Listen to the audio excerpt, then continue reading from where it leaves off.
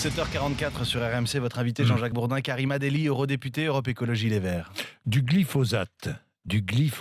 Oh, on parle beaucoup. D'abord, Karima Delli, bonjour. Qu'est-ce que le glyphosate ? Le glyphosate, c'est une substance herbicide chimique que l'on trouve dans le Roundup, et c'est l'herbicide le plus vendu au monde.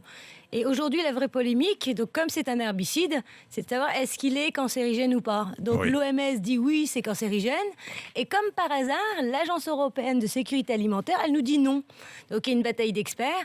Aujourd'hui, on le sait très bien, le glyphosate, c'est un herbicide qui tue tout, les sols, l'eau, notre biodiversité, mais qui tue aussi la santé des agriculteurs. Et qui tue peut-être la santé des agriculteurs, mais qui est, là, c'est reconnu un perturbateur endocrinien. Ça, Et c'est un perturbateur endocrinien qui a été reconnu hier par Marisol Touraine. Ça veut dire qu'il y aura des conséquences sur nos appareils reproductifs, ce qui va être très grave, notamment Alors, sur la les France fœtus, est etc. opposée au renouvellement de l'autorisation du glyphosate. Enfin, bien. Enfin, oui, c'est ce qu'a dit Marisol Touraine. Oui, elle est opposée, la France, oui, mais l'Union européenne doit décider.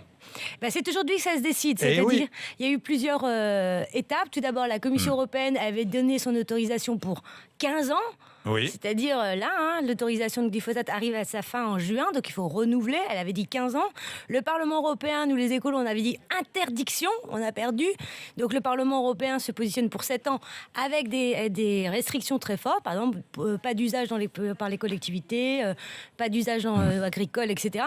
Finalement... Donc on pourra encore utiliser en Europe le glyphosate pendant 7 ans, quoi. Non, parce que finalement, la dernière position du papier cafité qui est en négociation cet après-midi, c'est 9 ans. Et donc, le mot d'ordre ce matin sur votre antenne, il est très simple. C'est véritablement un scandale. On ne peut pas encore empoisonner les citoyens européens encore 9 ans. C'est pas possible. Il faut prendre en compte le principe de précaution. Il faut prendre en compte... c'est un permis d'empoisonner qui est donné par l'Union européenne.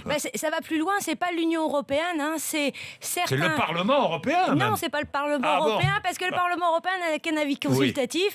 C'est des chefs d'État, mais aussi ce fameux lobby de l'industrie du pesticide, Monsanto, etc., qui, lui, par le biais d'études, montre qu'il n'est pas cancérigène, notamment le glyphosate. Alors, 48 députés européens, dont vous, Karima Delli, se sont soumis volontairement à un test d'urine au mois d'avril, et les résultats ont été communiqués la semaine dernière, et vous avez tous...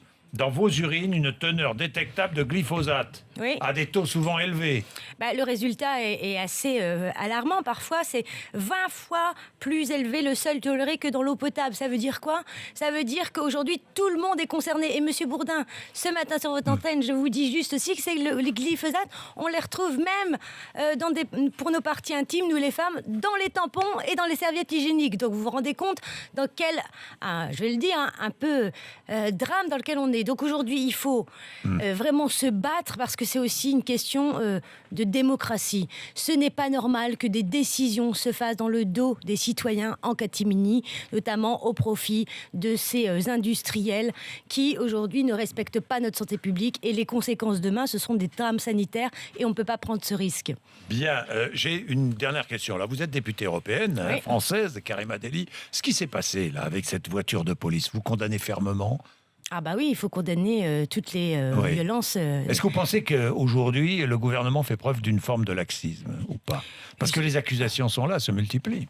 Je ne dirais pas qu'il fait preuve de laxisme, je dis juste aujourd'hui qu'il y a certains individus qui, par ce genre de comportement, montrent à quel point on ne peut pas laisser faire.